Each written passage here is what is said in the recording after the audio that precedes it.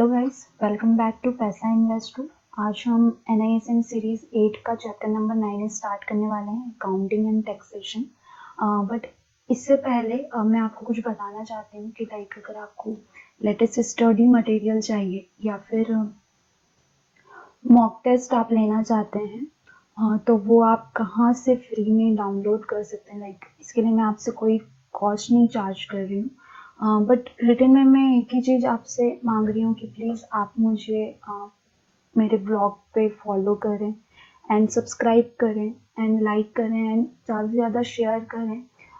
इससे मुझे बहुत ज़्यादा मोटिवेशन मिलता है एंड एवरी डे लाइक मुझे कुछ नया करने की इच्छा होती है या फिर आप लोगों को कुछ नया बताने की इच्छा होती है जो हर कोई नहीं बताता है, राइट। और मैक्सिमम टाइम आप लोगों ने देखा होगा कि लोग ये NISM जितने भी सर्टिफिकेट हैं NISM के, तो इसके लिए 5 फिगर्स में चार्ज करते हैं आपको। क्यों 5 फिगर्स में चार्ज करते हैं? जस्ट बिकॉज कि उन्हें भी पता है कि अगर ये सर्टिफिकेट कोई भी पास कर लेता है या फिर सर्टिफिकेट होल्डर बन जाता है तो उसको 101% चांसेस हैं कि उसकी जॉब लगनी ही लगनी है। और जॉब भी ऐसा नहीं है कि छोटी मोटी इंडस्ट्रीज में लगेगी आपको, जो लाइक इंडिया की बड़ी बड़ी बैंक्स हैं या फिर जो प्राइवेट सेक्टर बैंक है, इवन आजकल गवर्नमेंट बैंक्स उनके भी सिक्योरिटीज डिपार्टमेंट है, उनके भी डीमैट हाउस हैं, वो लोग भी ट्रेडिंग फैसिलिटीज प्रोवाइड करना उन्होंने स्टार्ट कर दिया है अपने कस्टमर्स को। तो वहाँ पे भी अगर आपको 3 to 4 years का एक्सपीरियंस हो जाता है पर्टिकुलर फील्ड में तो वहाँ पे भी आपके चांस है कि आप गवर्नमेंट जॉब्स के लिए भी अप्लाई कर सकते हैं। प्लस अगर सीबी की एग्जाम्स जो होती हैं तो आपको एक बेसिक नॉलेज है सिक्योरिटीज मार्केट का, बेसिक नॉलेज है डेरिवेटिव्स का, बेसिक नॉलेज है क्लियरिंग एंड सेटलमेंट मेंबर का। तो वहाँ पे भी एक पर्टिकुलर टॉपिक आता है जिसमें अराउंड 50 क्वेश्चंस आते हैं और अगर ये बेसिक नॉलेज है तो वो आप इजीली क्रैक कर पाते हैं, जो नॉर्मली हर कोई क्रैक नहीं कर पाता है। तो ये सब चीज़ें मैं आपको फ्री ऑफ कॉस्ट में दे रही हूँ, आपसे कोई चार्ज नहीं कर रही हूँ। और बदले में सिर्फ और सिर्फ मैं आपसे एक ही चीज़ मांग रही हूँ कि लाइक आप जितने भी लोग मेरे चैनल को विजिट करते हैं वो लोग सब्सक्राइब करें। अगर आप मेरे ब्लॉग पे विजिट करते हैं तो प्लीज़ मेरे ब्लॉग को फॉलो करें। फॉलो के लिए मैंने अभी तक लिंक नहीं दिया है अपने ब्लॉग पे, but soon we will update our link, जो कि आपको मे बी इस सेक्शन में मिलेगा या फिर top of the title bar पे आपको मिल जाएगा। तो प्लीज़ मेरे ब्लॉग को फॉलो करें ताकि कुछ भी नया अपडेट या फिर कोई भी नया ब्लॉग हम लोग पब्लिश करते हैं तो आपको एट ए टाइम उसका नोटिफिकेशन मिल जाएगा। सो गाइज, मैं आप लोगों से सिर्फ एक ही चीज़ मांग रही हूँ कि प्लीज़ आप लोग इफ अगर आपको पसंद आता है तो ही, कोई ऐसा ज़बरदस्ती नहीं है कि आप करना चाहें तो करिए, नहीं करना चाहें तो मत करिए। बिकॉज आई नो कि मैं एक लाइक मैं जो भी कर रही हूँ तो फ्री ऑफ कॉस्ट कर रही हूँ, मैं कोई आपसे चार्ज नहीं कर रही हूँ। जस्ट बस मैं इतना है कि अब मैं अपने चैनल का या अपने वेबसाइट का पब्लिसिटी कर रही हूँ, दैट्स ऑल। बाकी और मैं आप लोगों से कुछ नहीं मांग रही हूँ। तो आप प्लीज़ मेरे चैनल को सब्सक्राइब करें बिकॉज आप सबको भी पता है मैं ऐसा क्यों बोल रही हूँ। आप लाइक करें, शेयर करें, ज़्यादा से ज़्यादा आप अपने फ्रेंड्स के साथ शेयर करें। एंड वन मोर थिंग, अगर आप कोई भी डिटेल चाहते हैं जॉब्स के लिए कैसे अप्लाई करना है तो उस पर भी मैं स्पेसिफिक वीडियो बना सकती हूँ। आप प्लीज़ मुझे कमेंट सेक्शन में बताइए। आप अगर फ्रेशर हैं और आपको नहीं समझ में आ रहा है कि ठीक है सर्टिफिकेट तो हमने पास कर लिया है, अब आगे कैसे क्या करना है, तो उसके लिए भी आप मुझे कमेंट सेक्शन में बताइए। मैं एक पर्टिकुलर स्पेसिफिक वीडियो उस पर बनाऊँगी और आपके लिए बहुत ईजी हो जाएगा जॉब्स के लिए अप्लाई करना। जो ऑलरेडी फील्ड में है, जो ऑलरेडी जॉब कर रहे हैं तो उनके लिए थोड़ा इजी हो जाता है बिकॉज उनको एक मिनिमम एक्सपीरियंस होता है, वर्किंग एक्सपीरियंस होता है, तो वो इजीली इंडस्ट्री में सर्वाइव कर सकते हैं, इंडस्ट्री इजीली उनको एक्सेप्ट करती है और वहाँ पे उनका क्या बोलना चाहिए, हायरिंग इजीली हो जाता है। But as a fresher, as a newcomer आपके लिए थोड़ा सा मुश्किल होता है एंटर करना। बट स्टिल अगर आप जानना चाहते हैं तो प्लीज़ मुझे कमेंट सेक्शन में बताइए। And this is my website. Okay, तो आपको कैसे करना है, आपको जस्ट गूगल में पैसा इन्वेस्ट सर्च करना है। ओके, पैसा paisainvestor.com आपको सर्च करना है। ओके, ये फर्स्ट जो लिंक आपको दिख रही है, सो इस पर आप क्लिक करें और ये विंडो ओपन होगा।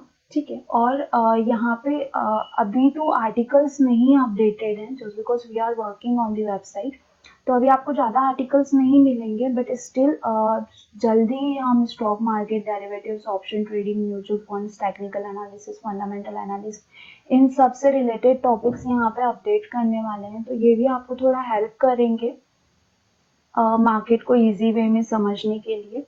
प्लस जो ऑलरेडी वीडियो जो मेरे यूट्यूब सब्सक्राइबर्स हैं, तो उनको तो ऑलरेडी यहाँ से वीडियो लाइक यूट्यूब से वीडियो मिल जाता है, बट स्टिल अगर कोई डायरेक्टली मेरे पेज को व्यू करना चाहता है और तो यहाँ पे भी सारे वीडियोस आपको मिल जाएंगे। देन स्टडी मटेरियल, तो ये मेन इम्पॉर्टेंट है, जो भी न्यू एडिशन रहेगा, बिकॉज क्या है कि अभी स्टॉक मार्केट से रिलेटेड बहुत सारे चेंजेस करती रहती है सेबी टाइम टू टाइम, तो एवरी टाइम, एवरी ईयर और एवरी 2 ईयर जो है जितने भी वर्कबुक्स हैं, तो उनके न्यू एडिशन आते रहते हैं, तो जब भी कोई नया एडिशन आएगा तो आपको यहाँ पे ऑलवेज अपडेटेड एडिशन मिलेगा, इवन कोई सी भी एग्जाम का हो। तो रिसेंटली हमने कुछ जो अपडेटेड वर्जन्स हैं तो वो यहाँ पे अपडेट किए हैं, सुन बाकी अदर एग्जाम्स की भी वर्कबुक की लिंक्स आपको मिल जाएगी यहाँ पे, बट स्टिल इक्विटी डेरिवेटिव या फिर म्यूचुअल फंड के लिए भी आप लोग प्रिपरेशन कर रहे हैं, तो यहाँ से डायरेक्ट लिंक पे क्लिक करके और आप वर्कबुक डाउनलोड कर सकते हैं।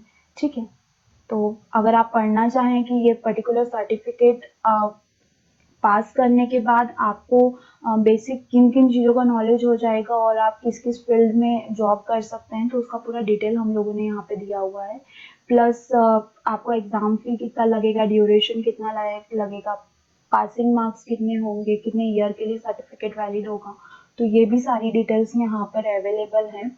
और नेगेटिव मार्किंग है या नहीं है, कुछ एग्जाम्स में है, कुछ एग्जाम्स में नहीं है। फॉर सपोज आप रजिस्ट्रेशन करना चाहते हैं तो आप डायरेक्ट NISM के ऑफिशियल वेबसाइट nism.ac.in पे जाके और रजिस्ट्रेशन कर सकते हैं, तो यहाँ से आप डाउनलोड कर सकते हैं। आप डायरेक्ट डाउनलोड पे क्लिक करेंगे और अगर आप गूगल जीमेल रजिस्टर्ड हैं तो ही आप डाउनलोड कर पाएंगे, तो मैं पहले आपको बोलूँगी कि प्लीज़ आप लोग जीमेल से पहले लॉगिन करें एंड देन ओनली डाउनलोड करें, बिकॉज स्पैम बहुत होते हैं, है ना, तो इसलिए थोड़ा सा उसको सिक्योरिटी लेवल पे रखने के लिए जीमेल रजिस्टर को ही अलाउ किया है, बाकी को अलाउ नहीं किया गया है। तो आपके पास जीमेल अकाउंट है तो आप पहले जीमेल से लॉगिन करें एंड देन आप यहाँ से डाउनलोड कर सकते हैं डायरेक्टली। ओके, और डायरेक्ट भी रीड आउट करना चाहें तो डायरेक्ट भी रीड आउट कर सकते हैं। ठीक है, तो सुन ये सारे स्टडी मटेरियल जो रिसेंट स्टडी मटेरियल्स हैं हम लोगों ने अपडेट कर दिए हैं। जल्दी आपको मॉक टेस्ट भी मिल जाएगा। Mock test price free of cost है, मैं आपसे कोई चार्ज नहीं कर रही हूँ। ठीक है, बट हाँ हम लोग एक डोनेशन बटन यहाँ पे देने वाले हैं, तो फॉर सपोज आप कुछ डोनेट करना चाहें फॉर सोसाइटी पर्पज तो आप कर सकते हैं, अदरवाइज ऐसा कुछ वो नहीं है। उस पर भी हम बाद में बात करेंगे कि वो डोनेशन कहाँ जाएगा, कैसे यूज होगा, तो उस पर हम कभी आप लोग जानना चाहें तो मुझे बताइएगा, हम लोग उस पर बात करेंगे। But still free of cost है। मॉक टेस्ट अभी अपडेटेड नहीं है, बिकॉज क्योंकि थोड़ा सा चेंज हुआ है, न्यू एडिशन आया है, तो उसके अकॉर्डिंगली क्वेश्चन जनरेट करने होंगे, तो इसलिए मॉक टेस्ट अभी अपडेट नहीं करा है, बट विद इन 1 और 2 वीक्स वो अपडेट हो जाएगा वहाँ पर। ठीक है, and one more thing, thank you so much for my first 100 subscribers. ये एक फैमिली है और मुझे ऐसा लगता है कि हम लोग इसी तरीके से बहुत ग्रो करेंगे, आप लोग भी और इवन मैं भी। होप मेरे जितने भी वीडियोस हैं आप लोगों को हेल्प करें जॉब्स के लिए, या फिर आप मार्केट में एंटर करना चाहते हैं, स्टॉक मार्केट को सीखना चाहते हैं, ट्रेडिंग करना चाहते हैं, इन्वेस्टमेंट करना चाहते हैं, तो आई होप कि मेरे सारे वीडियोस आपको हेल्प करते होंगे। एंड वन मोर थिंग, कोई भी आपका क्वेश्चन रहता है ना, प्लीज़ मुझे कमेंट सेक्शन में पूछिए, बिकॉज मेरे पास बहुत सारा नॉलेज है, मुझे समझ नहीं आता है कि कब कौन सा नॉलेज मैं आप लोगों के साथ में शेयर करूँ, राइट। तो आप लोग मुझे कमेंट सेक्शन में पूछिए, आप मुझसे क्वेश्चन करिए, मे भी पॉसिबिलिटीज हैं, क्योंकि मुझे वर्कलोड रहता है थोड़ा, तो थोड़ा हो सकता है उस पर्टिकुलर वीडियो जनरेट करने में। बट हाँ, मुझसे होगा तो मुझे जितने भी कमेंट्स आएंगे और जितने भी लाइक आप लोगों की रिक्वेस्ट आएगी, तो मैं ट्राई करूंगी कि 99% टॉपिक्स को मैं कवर करूं और 99 टॉपिक्स पे मैं वीडियोस बनाऊं। बट आप लोगों को मुझे बताना होगा, आप लोग जब तक बताएंगे नहीं तब तक मुझे पता नहीं लगेगा कि आप लोग क्या देखना चाहते हैं या आप लोग क्या ये मतलब क्या नया सीखना चाहते हैं। तो आप कुछ भी सीखना चाहते हैं, इवन आई हैव मुझे बहुत अच्छा नॉलेज है, ब्लॉगिंग का भी नॉलेज है मुझे, और लाइक वेबसाइट्स वगैरह कैसे जनरेट किया जाता है उसका भी मुझे अच्छे से नॉलेज है, और मैं आपसे कोई चार्ज नहीं करूँगी। बहुत सारी ऐसी बातें हैं जो हर कोई आपको नहीं बताएगा, पर मे भी पॉसिबिलिटीज हैं कि मैं आपको बता दूँ। सो बहुत हो गई बातें, लेट्स स्टार्ट। हम आज अकाउंटिंग एंड टैक्सेशन से स्टार्ट करेंगे, ठीक है। सो ये चैप्टर नंबर 9 है NISM सीरीज 8 का, ठीक है।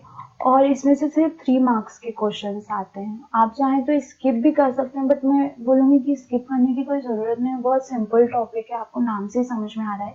अकाउंटिंग एंड टैक्सेशन मतलब कि जो भी हम ट्रेड करते हैं, ओके, जो भी हम ट्रेड जनरेट करते हैं मार्केट में, तो उनका अकाउंटिंग कैसे होता है। अब ये अकाउंटिंग हम क्लाइंट हैंड से नहीं पढ़ेंगे, ये अकाउंटिंग हम पढ़ेंगे ब्रोकर हैंड से या फिर क्लियरिंग मेंबर के हैंड से, कि किस तरीके से ब्रोकर के अकाउंट में लेजर क्रिएट होता है या फिर बैलेंस शीट क्रिएट होती है। अगर आप अकाउंटिंग के स्टूडेंट हैं तो आपको इजीली क्लियर हो रहा होगा कि लेजर क्या होता है और बैलेंस शीट क्या होती है। बट अगर आप अकाउंटिंग के स्टूडेंट नहीं हैं या फिर आप फाइनेंस के स्टूडेंट नहीं है, आप कॉमर्स बैकग्राउंड से नहीं है, तो थोड़ा डिफिकल्ट होगा आपके लिए ये समझना बैलेंस शीट और लेजर। बट सिंपली हम ये समझ सकते हैं कि जैसे हमारे सेविंग अकाउंट में डेबिट, कोई भी हम खर्च करते हैं तो डेबिट पड़ता है, राइट, हमारे अकाउंट से पैसा जो है वो कट जाता है। और कोई भी पैसा अगर हमारे सेविंग अकाउंट में आता है तो वहां पे हमको क्रेडिट एंट्री दिखती है, मतलब कि पैसा हमारे अकाउंट में एंटर किया है, राइट। तो ये जो डेबिट और क्रेडिट एंट्रीज हैं,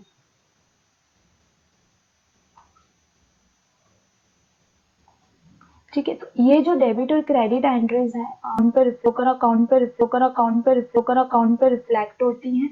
और डेरिवेटिव्स ट्रांजैक्शन के लिए टैक्स क्या लगता है, ठीक है। तो और जो गवर्नमेंट है वो कितना टैक्स चार्ज करती है अगर आप डेरिवेटिव ट्रांजैक्शन करें, और ऑब्वियस है पैसों का ट्रांजैक्शन हो रहा है तो उस पर कुछ ना कुछ टैक्स तो आपको पे करना ही पड़ेगा। GST होता है, STT होता है, सर्विस ट्रांजैक्शन टैक्स होता है। तो उन सब के बारे में हमको इस चैप्टर में कंप्लीट डिटेल पढ़ना है, ठीक है। 3 मार्क्स का क्वेश्चन है, बहुत इजी चैप्टर है। लोग लाइक चूंकि थियोरेटिकल है तो छोड़ देते हैं, बट बहुत सिंपल है, ठीक है। तो अकाउंटिंग जो है ये स्टैंडर्ड अकाउंटिंग स्टैंडर्ड 11 को प्रेफर किया जाता है फॉरवर्ड कॉन्ट्रैक्ट में और इवन फ्यूचर कॉन्ट्रैक्ट में भी, उनके कॉन्ट्रैक्ट नोट जनरेट करने में या फिर लेजर जनरेट करने में, ठीक है। और जो भी लाइक इक्विटी स्टॉक फ्यूचर की जो बुक्स जनरेट किया जाती है या इंडेक्स फ्यूचर की जो बुक्स जनरेट किया जाता है या अकाउंटिंग प्रिंसिपल जो फॉलो किया जाता है, तो वो ICAI का फॉलो किया जाता है, institute of chartered accountants of India. मतलब इन लोगों ने जो फ्रेमवर्क प्रोवाइड किया गया है अकाउंटिंग प्रिंसिपल्स के लिए, तो उसी के गाइडलाइंस पे अकाउंटिंग या किया जाता है इंडेक्स फ्यूचर या फिर इक्विटी फ्यूचर्स का, डेरिवेटिव्स का, इन शॉर्ट, ठीक है। फिर जब भी आप कॉन्ट्रैक्ट में हेजिंग करते हैं, है ना, फॉरवर्ड कॉन्ट्रैक्ट को हेजिंग पर्पस के लिए यूज करते हैं, तो जो भी डिफरेंस रहता है स्पॉट रेट का और फॉरवर्ड रेट का, तो वो आपका डिस्काउंट या प्रीमियम, डिस्काउंट और प्रीमियम कैसा, फॉर सपोज आप प्लस में दिखा रहे हैं, प्लस में दिख रहे हैं वहां पर तो प्रीमियम बोलते हैं उसको, अगर आप माइनस में दिख रहे हैं तो उसको डिस्काउंट बोलते हैं। तो जो भी अगर फॉर सपोज प्लस में होगा तो क्रेडिट एंट्री आएगा, माइनस में होगा तो डेबिट एंट्री आएगा, ठीक है। फिर जो भी डिफरेंस है सेटलमेंट डेट का और रिपोर्टिंग डेट का, तो वो कैरी किया जाता है। ये हम बाद में लाइक हम जब डेबिट और क्रेडिट एंट्री पढ़ेंगे तो उस टाइम पे हम इसको इन डिटेल पढ़ेंगे, ठीक है। देन प्रॉफिट और लॉस जो है वो किस तरीके से P&L पे शो किया जाता है ना। तो प्रॉफिट एंड लॉस जो है यहाँ पर मैं आपको पहले एक बेसिक प्रिंसिपल बता देती हूँ कि डेरिवेटिव्स में क्या होता है। ठीक है, अब डेरिवेटिव्स में ट्रेड करते हैं। मे बी हमने डेरिवेटिव वाला जो बेसिक ऑफ डेरिवेटिव्स पढ़ा था, उस चैप्टर में हमने पढ़ा था कि डेरिवेटिव में हम जब भी ट्रेड करते हैं तो हमको एक मार्जिन अमाउंट पे करना पड़ता है। हम इसको इनिशियल मार्जिन बोलते हैं या फिर अपफ्रंट मार्जिन बोलते हैं, राइट। इनिशियल मार्जिन और अपफ्रंट मार्जिन प्लस हमको एक मार्क टू मार्केट पे करना पड़ता है ना, करेक्ट। तो ये जो इनिशियल मार्जिन और मार्क टू मार्केट है, तो क्लाइंट बाय पोजीशन क्रिएट करे या फिर सेल पोजीशन क्रिएट करे, तो दोनों साइड पे चार्ज होता है डेरिवेटिव्स में। ओके, सो जब भी कोई भी क्लाइंट ओपन पोजीशन लेता है, एंड आई होप कि आप लोगों ने मेरे सारे वीडियोस देखे होंगे तो आपको ये सारे वर्ड्स जो हैं वो डिफिकल्ट नहीं लग रहे होंगे, आपको सब समझ में आ रहा होगा। अगर नहीं समझ में आ रहे हैं ये सारे वर्ड्स, तो पहले आप basics of derivative, basic of option, concept, ये सब क्लियर करिए एंड देन ये वाला वीडियो आप देखिए। ओके, सो अगर कोई भी क्लाइंट ओपन पोजीशन लेता है मार्केट में, है ना, आइदर बाय और सेल, तो इस केस में क्या होता है, ब्रोकर आपसे एक मार्जिन कलेक्ट करता है, राइट। तो अब ये जो मार्जिन कलेक्ट होगा, तो ये क्लाइंट के अकाउंट से डेबिट होगा, है ना, क्लाइंट से अकाउंट से माइनस होगा। मतलब जितना भी मार्जिन होगा, फॉर सपोज 1 लाख रुपीज का यहाँ पे मार्जिन अमाउंट है, तो ये क्लाइंट के अकाउंट पे तो डेबिट एंट्री आएगी, मतलब उसके सेविंग अकाउंट से 1 लाख रुपए कट जाएगा या फिर ट्रेडिंग अकाउंट में 1 लाख रुपए होल्ड हो जाएगा। और ब्रोकर के यहाँ पे क्या एंट्री आएगी, ब्रोकर्स के अकाउंट में, ब्रोकर के अकाउंट में क्रेडिट की एंट्री आएगी, राइट। उसके अकाउंट में एंट्री होगी, प्लस होगा, है ना। मतलब ये 1 लाख रुपए क्लाइंट किसको देगा, ब्रोकर को देगा। ब्रोकर मार्जिन कलेक्ट करेगा एंड इसके बिहाफ पे क्लाइंट अपना पोजीशन ले सकता है। ठीक है, तो आई होप कि ये आपको एक बेसिक कंसेप्ट समझ में आया होगा। अब इसी तरीके से अगर mark to market broker collect करते हैं, फॉर सपोज क्लाइंट माइनस में पोजीशन क्लोज होती है ना, तो ये जो मार्क टू मार्केट है, ये क्लाइंट के अकाउंट में डेबिट एंट्री आएगी और ब्रोकर अकाउंट में क्रेडिट एंट्री आएगी। ठीक है, अब जब क्लाइंट पोजीशन क्लोज कर देता है, तो उस केस में क्या होगा, फॉर सपोज क्लाइंट अपनी पोजीशन क्लोज कर देता है, राइट। तो इफ क्लाइंट ने 100 रुपीज से पोजीशन बनाई थी, बाई किया था, और 105 पे उसने सेल कर दिया, मतलब उसको 5 रुपीज का प्रॉफिट हुआ। यहाँ पे उसकी 5000 क्वांटिटी खड़ी हुई थी, ठीक है, 5000 क्वांटिटी पे उसने परचेसिंग किया था, मतलब 5 इंटू 5000, ये इसका प्रॉफिट है 5 रुपये पर शेयर का, राइट। तो 5000 मतलब उसको कितना हो गया, 25,000 का प्रॉफिट हो गया, है ना। अब इसकी एंट्री कैसे होगी, अब यहाँ पे क्या होगा, ब्रोकर ने जो भी इनिशियल मार्जिन कलेक्ट किया था क्लाइंट के पास से, वो उसको रिटर्न देना पड़ेगा, है ना।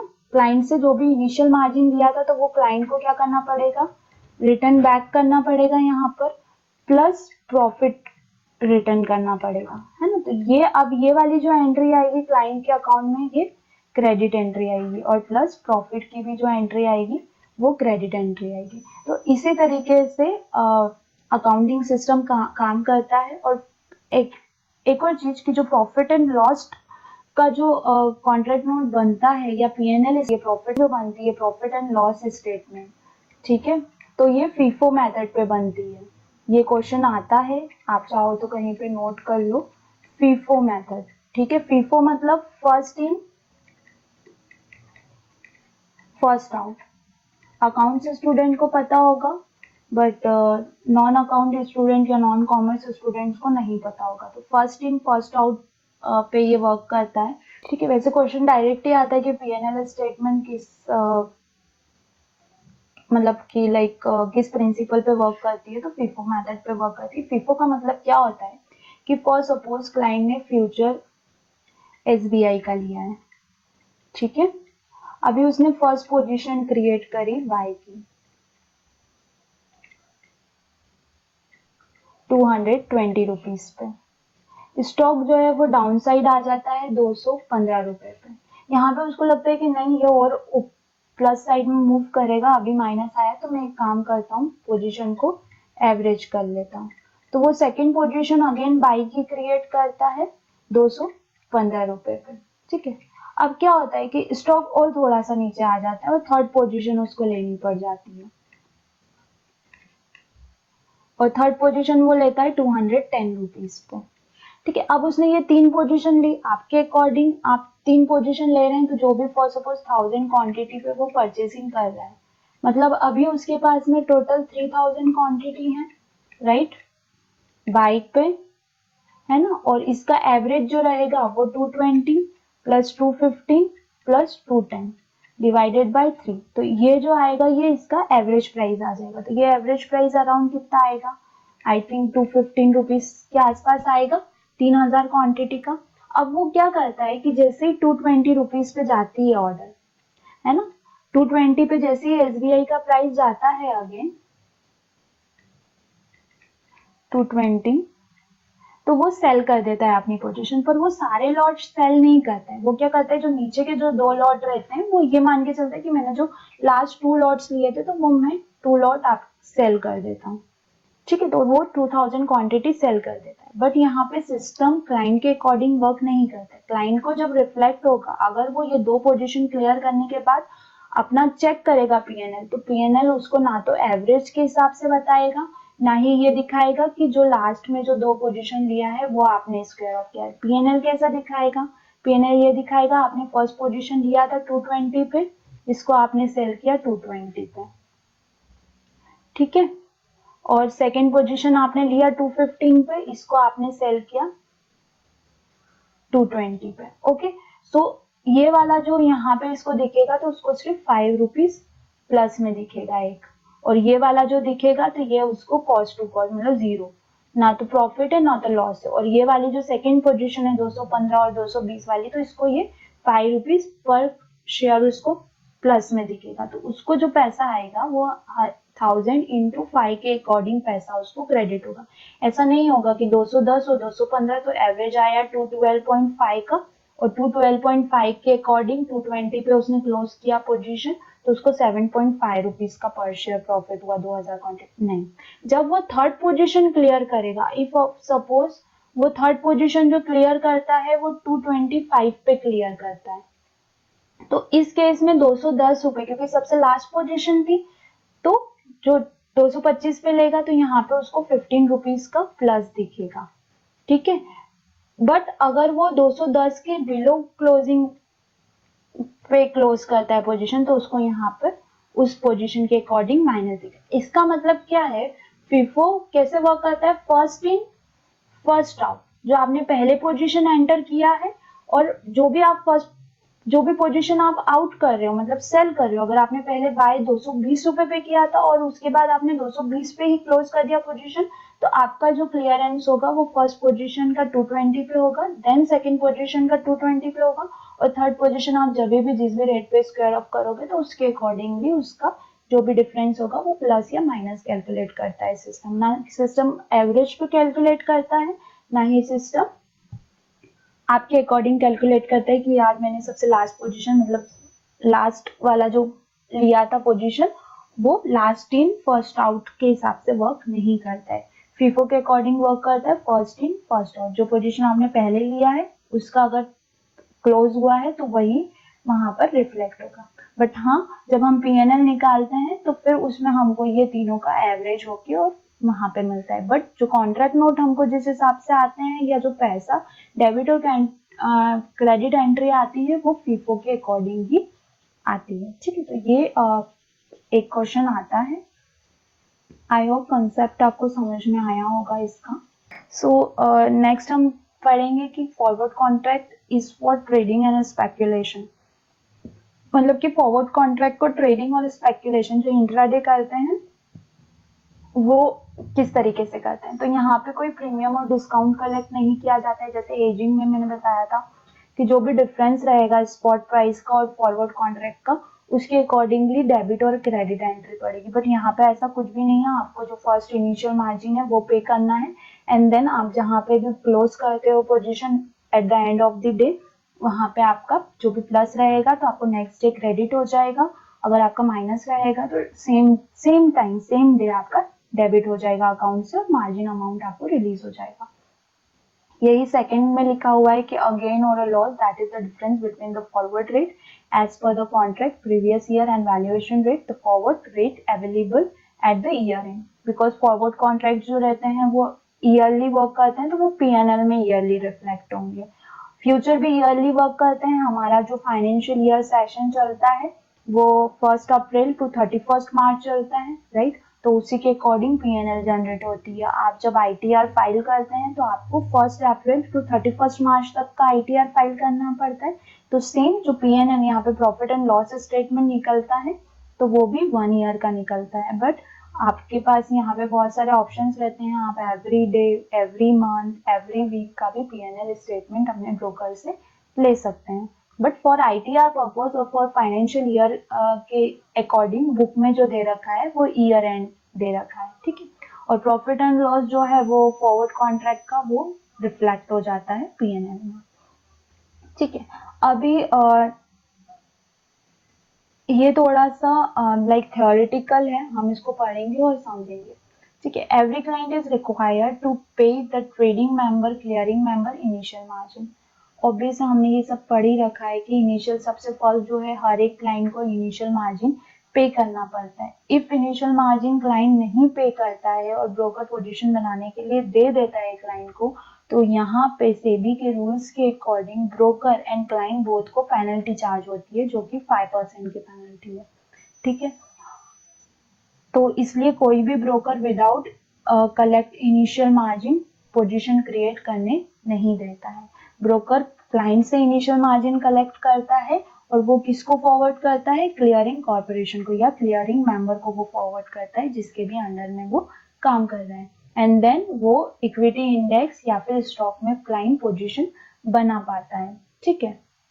अभी ये जो भी इनिशियल मार्जिन है ये क्या होता है, डेबिट होता है क्लाइंट के अकाउंट से और क्रेडिट होता है ब्रोकर के अकाउंट में। ये जो इनिशियल मार्जिन हम ले रहे हैं परचेस या सेल के लिए तो ये दोनों ही एंट्रीज पे लगता है। मतलब अगर क्लाइंट बाय पोजीशन बना रहा है तो भी लगेगा और सेल पोजीशन बना रहा है तो भी लगेगा। अभी जो भी कॉन्ट्रैक्ट नोट जनरेट होगा तो उस पर कोई एंट्री पास नहीं होगी। किसकी एंट्री पास नहीं होगी, इनिशियल मार्जिन की एंट्री पास नहीं होगी। उस कॉन्ट्रैक्ट नोट पे जो वैल्यू आएगा वो टोटल कॉन्ट्रैक्ट वैल्यू आएगा। फॉर सपोज 1000 क्वांटिटी है, ठीक है,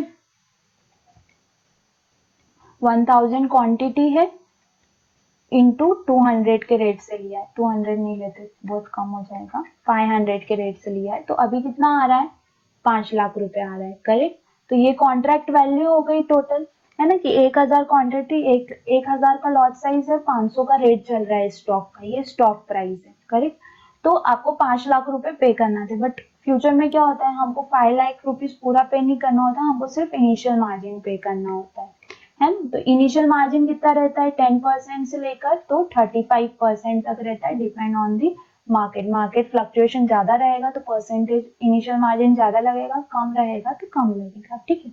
तो ये जो इनिशियल मार्जिन है ये कॉन्ट्रैक्ट नोट पे रिफ्लेक्ट नहीं होता है, ठीक है। क्यों रिफ्लेक्ट नहीं होता है कॉन्ट्रैक्ट नोट पे, क्योंकि वहां पे कॉन्ट्रैक्ट वैल्यू रिफ्लेक्ट होती है। ये इनिशियल मार्जिन कहाँ रिफ्लेक्ट होता है, कहाँ रिकॉर्ड होता है, तो ये लेजर में रिकॉर्ड होता है। लेजर में क्यों रिकॉर्ड होता है, जस्ट बिकॉज की जो लेजर एंट्री रहती है वो सेम हमारे सेविंग अकाउंट की अगर आपने स्टेटमेंट देखी होगी तो उसी तरीके की लेजर एंट्रीज रहती है कि कहाँ से डेबिट हुआ और किस अकाउंट में क्रेडिट हुआ, तो वहां पे वो पूरा एंट्री रहता है, तो वहां पे इनिशियल मार्जिन रिफ्लेक्ट होता है। बट कॉन्ट्रैक्ट नोट पे इनिशियल मार्जिन रिफ्लेक्ट नहीं होता है। क्यों नहीं होता है, बिकॉज जो टैक्सेस लगते हैं या जो भी ब्रोकर या एक्सचेंज जो चार्ज करता है वो कॉन्ट्रैक्ट वैल्यू पे चार्ज करता है, वो इनिशियल मार्जिन पे चार्ज नहीं करता है। वो तो आपको एक फैसिलिटी प्रोवाइड की गई है कि ठीक है कॉन्ट्रैक्ट का आपको पूरा चार्ज नहीं देना है क्योंकि आप फ्यूचर में ट्रेड कर रहे हो, आप आने वाले टाइम में उसका सेटलमेंट करोगे, तो इसलिए वहां पे फुल अमाउंट नहीं आपसे कलेक्ट किया जाता है, सिर्फ इनिशियल मार्जिन, यानी कि जो रिस्क, जितना रिस्क वैल्यूएशन है उतना ही आपसे कलेक्शन। वो कॉन्ट्रैक्ट, अगर वो कॉन्ट्रैक्ट सेटल नहीं हुआ या उस कॉन्ट्रैक्ट का पेमेंट नहीं हुआ तो वो जो इनिशियल मार्जिन आपसे लिया हुआ है उससे उसका सेटलमेंट किया जाएगा, तो इसलिए इनिशियल मार्जिन लिया जाता है, ठीक है। अब ये आपको लेजर और कॉन्ट्रैक्ट नोट का एंट्री समझ में आया। अब बैलेंस शीट पे किस तरीके से एंट्री किया जाता है। तो बैलेंस शीट पे जो स्टॉक फ्यूचर्स है और जो इंडेक्स फ्यूचर है उनका दोनों का सेपरेटली एंट्री किया जाता है बैलेंस शीट के अंदर, ठीक है। Where any account has been paid in excess of the initial margin or additional margin, the excess should be disclosed separately as the deposit under the head current asset, ठीक है। और for suppose कि जैसे कि normal bank broker जो रहते हैं तो वो तो उनका ट्रेडिंग डीमैट और सेविंग लिंक रहता है आपस में तीनों, तो वो एक्स्ट्रा मार्जिन यदि कलेक्ट कर भी लेते हैं क्लाइंट के अकाउंट से तो वो रिलीज कर देते हैं वापस सेविंग अकाउंट में, at the end of the day चला जाता है क्लाइंट के अकाउंट में। But in case of private brokers, उस केस में क्या होता है, तो प्राइवेट ब्रोकर्स का क्या रहता है, उनका सेविंग अकाउंट लिंक नहीं रहता है। उनके अकाउंट में आपने अगर फॉर सपोज आपको ज़रोधा के बारे में पता होगा या शेयर खान या एंजल ब्रोकिंग के बारे में, तो पहले उनके ट्रेडिंग अकाउंट यानी कि ब्रोकर के अकाउंट में आपको पैसा देना पड़ता है। वो पैसा वो ब्रोकर्स क्या करते हैं, आपके ट्रेडिंग अकाउंट में रिफ्लेक्ट करते हैं। अब वो पैसा जब ट्रेडिंग अकाउंट में रिफ्लेक्ट, फॉर सपोज आपको पता है कि मैं डेली का 10 लाख का पोजीशन बनाता हूँ या 5 लाख का पोजीशन बनाता हूँ, तो आप उतना पैसा रखते हैं। बट किसी दिन आपको मार्केट सेंटिमेंट्स ठीक नहीं लगते हैं या मार्केट मूवमेंट समझ में नहीं आता है, तो उस दिन आप पोजीशन नहीं बनाते हैं, तो वो अमाउंट ऐसे ही आपके ट्रेडिंग अकाउंट में रहता है। तो वो जो एंट्री करते हैं, वो जो फ्री या फिर आइडियल अमाउंट जो रहता है उसका जो एंट्री करते हैं, तो वो करंट असेट में एंट्री किया जाता है, ठीक है। देन नेक्स्ट किस तरीके से लाइक इनिशियल मार्जिन लिया जाता है, तो ये ऑलरेडी मैं आप लोगों को समझा चुकी हूँ कि डिपॉजिट लिया जाता है इनिशियल मार्जिन का, है ना। तो ये जो इनिशियल मार्जिन क्या होगा, वो क्या होगा, डिपॉजिट होगा किस अकाउंट में, इनिशियल मार्जिन अकाउंट में। और क्रेडिट लाइक डेबिट किस अकाउंट से होगा, तो वो जो भी क्लाइंट का बैंक अकाउंट रहेगा वहां से डेबिट होगा। तो ये पूरी एंट्रीज हैं कि किस तरीके से एंट्रीज रिफ्लेक्ट होती हैं। बट अब बहुत ज्यादा एडवांस हो गया है, ये ऐसा कुछ भी क्वेश्चन आता नहीं है, बट अब बहुत ज्यादा एडवांस हो गया है। तो लाइक आप जैसे ही लेजर ओपन करते हैं तो आपको आपकी फाइनेंशियल स्टेटमेंट वहां पे पूरी मिल जाती है, कहाँ से किस अकाउंट में डेबिट एंट्री पड़ी है, किस अकाउंट में क्रेडिट एंट्री पड़ी है, वो क्लियर आपको वहां पे मिल जाता है। वहां पे 2 अकाउंट नंबर रहते हैं, एक तो आपका खुद का सेविंग अकाउंट नंबर रहेगा अगर आप बैंक ब्रोकर के पास ट्रेड कर रहे हैं, और अगर आप प्राइवेट ब्रोकर के पास कर रहे हैं तो वहां पे आपको ट्रेडिंग अकाउंट नंबर रहता है, ठीक है। और जो सेकंड अकाउंट नंबर रहता है वो ब्रोकर अकाउंट नंबर रहता है। तो अगर फॉर सपोज आपके अकाउंट से डेबिट हो रहा है तो ब्रोकर के अकाउंट में क्रेडिट शो होता है, अगर आपके अकाउंट में वापस क्रेडिट हो रहा है तो ब्रोकर के अकाउंट में डेबिट शो होता है, ठीक है। इनिशियल मार्जिन, तो ये इनिशियल मार्जिन कलेक्शन एडजस्टमेंट्स थे कि किस तरीके से रिफ्लेक्ट होते हैं। अभी एक हम एग्जांपल ले लेते हैं कि फॉर सपोज कोई मिस्टर एक्स है जो कि फ्यूचर कॉन्ट्रैक्ट उन्होंने परचेस किया है, दैट मीन्स बाय किया है 5 मार्च 2018 को, है ना। इनिशियल मार्जिन जो कैलकुलेट होता है एज पर स्पैम, तो वो 50,000 रुपए का होता है। 50,000 रुपीज इनिशियल मार्जिन कलेक्ट करना है किसको, ब्रोकर को, ठीक है। तो जो यहाँ पे इनिशियल मार्जिन है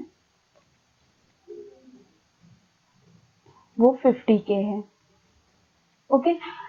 अब एज पर स्पैम जो इनिशियल मार्जिन है वो चेंज हो रहा है, दैट मीन्स कि फिफ्थ मार्च को कितना था, 50,000 रुपए था। अब ये डेली बेसिस पे चेंज होता है, मैंने आपको लाइक बेसिक ऑफ डेरिवेटिव्स में भी बताया था, एंड जब हमने ट्रेडिंग सिस्टम पढ़ा था तभी भी उसमें भी था ये, बिकॉज हर एक चैप्टर एक दूसरे से लिंक है।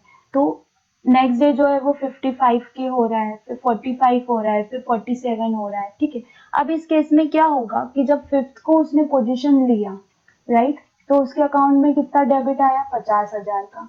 अब जब 6th को वो पोजीशन उसका होल्ड है, उसने पोजीशन क्लियर नहीं कर रहा है, तो इस दिन उसको 55,000 रुपए का इनिशियल मार्जिन लग रहा है, दैट मीन्स 5K जो है उसको एक्स्ट्रा पे करने हैं। तो ये क्या होगा, क्लाइंट के अकाउंट से डेबिट पड़ेगा और ब्रोकर अकाउंट में क्रेडिट होगा। देन 7th डे को 45,000 रुपीज इनिशियल मार्जिन लगता है। तो अब यहाँ पे क्लाइंट के कितने पैसे हैं, 55,000 रुपए हैं, बट लग उसको इनिशियल मार्जिन कितना रहा है, 45,000, मतलब यहाँ पे 10,000 रुपीज उसके एक्स्ट्रा है। तो ये एज अ करेंट असेट में अवेलेबल मार्जिन में शो हो जाएगा, ठीक है।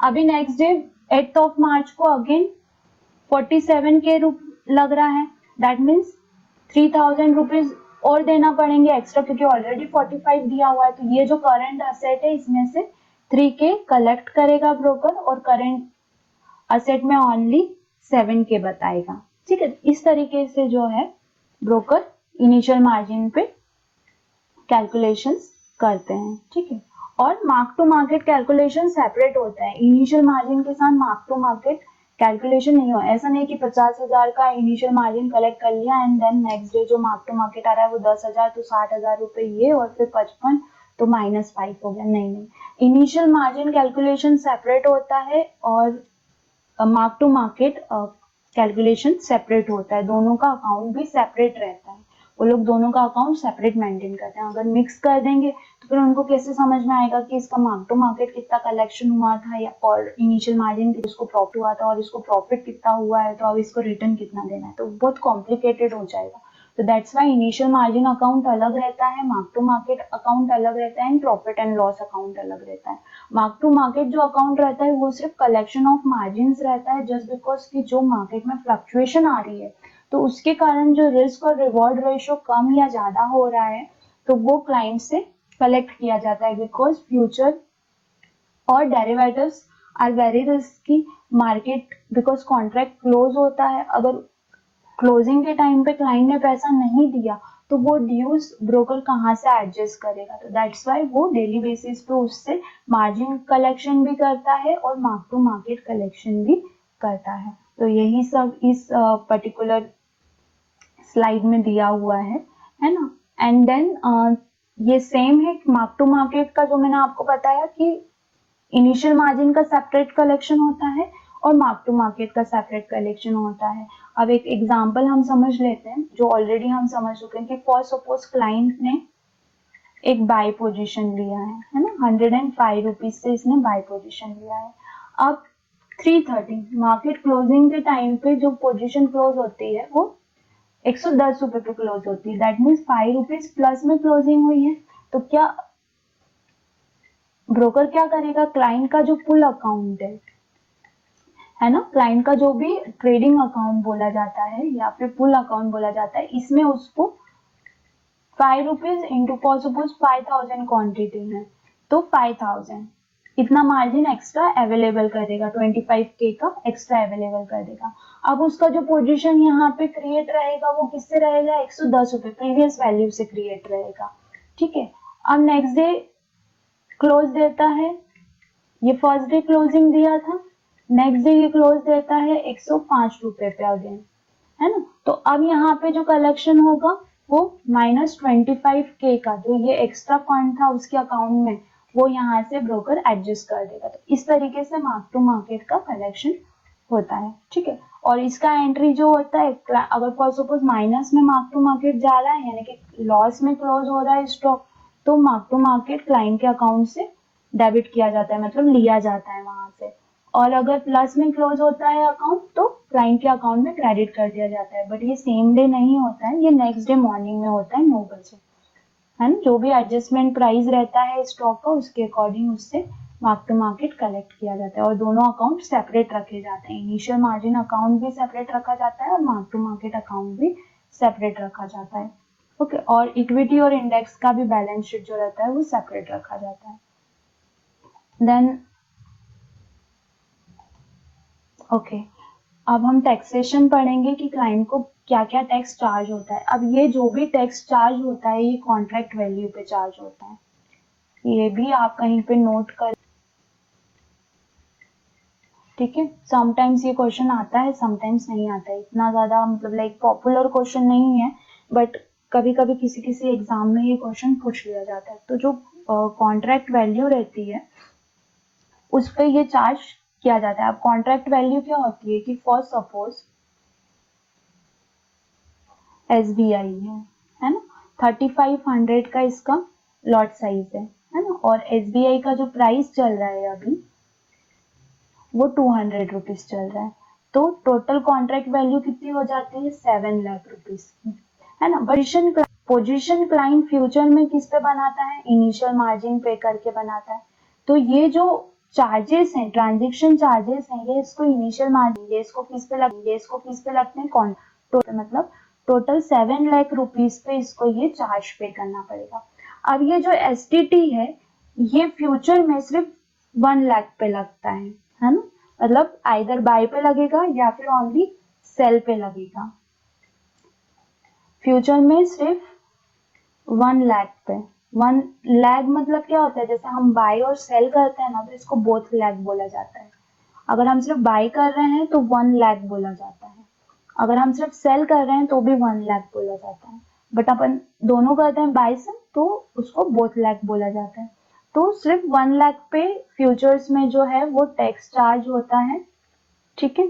अब ये कितना कितना चार्ज होता है उसकी डिटेल यहाँ पे दे रखी है। अगर आप ऑप्शन सेल करते हैं, आपने फर्स्ट पोजीशन बाय किया था देन आपने ऑप्शन सेल किया तो आपको 0.05% चार्ज होता है। जो भी वैल्यू होगी, फॉर सपोज ऑप्शन की जो वैल्यू होती है जैसे कि लाइक सेलर है ऑप्शन का, है ना, अभी उसने 3,500 क्वांटिटी 10 रुपए से उसने सेल किया तो ये कितने का वैल्यूएशन हुआ उसका 35,000 रुपीज का। बट यहाँ पे जो अगर सेलर है, राइटर है ऑप्शन का, तो उसको इस 35,000 पे नहीं होगा, उसको कैसे चार्ज होगा 3,500 इंटू जो भी उसने स्ट्राइक प्राइस लिया हुआ है ना, क्योंकि वो सेल कर रहा है तो इस पे उसको एसटीटी चार्ज होगा। बट बायर के लिए ऐसा नहीं है, बायर जो भी प्रीमियम पे करता है उस पे उसको एसटीटी चार्ज होता है ना। तो जैसे फॉर सपोज अगर यहाँ पे हम सेलर की जगह बायर ले लेते हैं, है ना, कि 3,500 क्वांटिटी था, 10 रुपीज से उसने बाय किया, 10 रुपी की प्रीमियम पे की 35,000 रुपीज, तो उसको इस वैल्यू पे, मतलब जो भी जिस भी वैल्यू पे वो सेल करता है, फॉर सपोज वो 40,000 रुपए पे सेल करता है, 5,000 प्रॉफिट में सेल करता है तो इस सेलिंग अमाउंट पे उसको एसटीटी लगेगा। अगर लॉस में करता है जैसे कि 30,000 पे करता है तो उसको इस 30,000 के ऊपर एसटीटी चार्ज होगा। ओके, देन फ्यूचर ये तो ऑप्शन के लिए हो गया बायर और सेलर। तो सेलर को कितना लगता है, और चूंकि सेलर को ज्यादा अमाउंट पे लगता है, स्ट्राइक प्राइस इनटू जो भी उसका लॉट साइज है उस पर उसको चार्ज होता है तो इसलिए थोड़ा कम लगता है, 0.05% लगता है।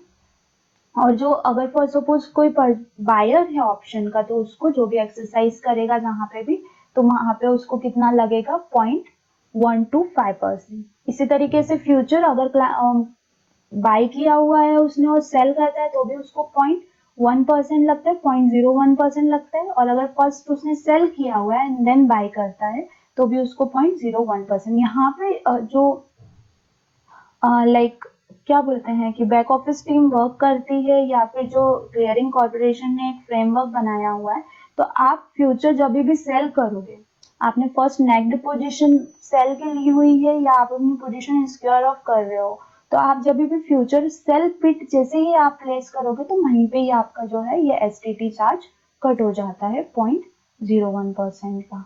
ओके, देन इसके अलावा सिक्योरिटी ट्रांजैक्शन टैक्स के अलावा भी चार्जेस लगते हैं, जीएसटी लगता है, एसजीएसटी, सीजीएसटी, ठीक है। सो वो चार्ज एक अलग रहते हैं। बट फ्यूचर कॉन्ट्रैक्ट पे आप ये ध्यान रखना कि बोथ लाख पे नहीं लगता है, सिर्फ 1 लाख पे लगता है। एक ही साइड आपको चार्ज देना पड़ता है, वो फ्यूचर में कब, सेलिंग के टाइम पे। और ऑप्शन में कब, ऑप्शन में भी आपको एक ही लाख पे लगता है, सेलिंग के टाइम पे ही लगता है। बट अगर आप ऑप्शन बायर हैं तो आपको 0.125% लगेगा, अगर आप ऑप्शन राइटर हैं तो आपको 0.05% लगेगा। तो ये आपको थोड़ा सा ध्यान रखना पड़ेगा। आपको क्या करना है कि यहाँ से जो इस चैप्टर से जो क्वेश्चंस आते हैं, बेसिकली ये जो लास्ट एसटीटी वाला पार्ट था वहां से आते हैं। एक फीफो मेथड जो मैंने आपको बताया उस पे क्वेश्चन आता है। देन कंबाइंड क्वेश्चन मतलब ऐसा कुछ मैं बोल नहीं सकती कि पर्टिकुलर इसी चैप्टर से आता है, बट ट्रेडिंग सिस्टम वाला जो इनिशियल मार्जिन कलेक्शन वाला जो टॉपिक है वो अगर क्वेश्चन में भी पॉसिबिलिटीज हैं कि इस चैप्टर से भी आ सकता है। तो जो लास्ट के जो 5 चैप्टर्स हैं वो इंटरकनेक्टेड हैं। हम ये नहीं बोल सकते कि इस चैप्टर से पर्टिकुलर 3 मार्क्स मतलब ये टॉपिक से आ जाए, नहीं। आपके जो लास्ट 5 चैप्टर्स हैं वो इंटरकनेक्टेड हैं, आपको पांचों चैप्टर एक साथ पढ़ना पड़ेंगे तब आपको अच्छे से समझ में आया होगा। आई होप कि आपको ये वीडियो पसंद आया है।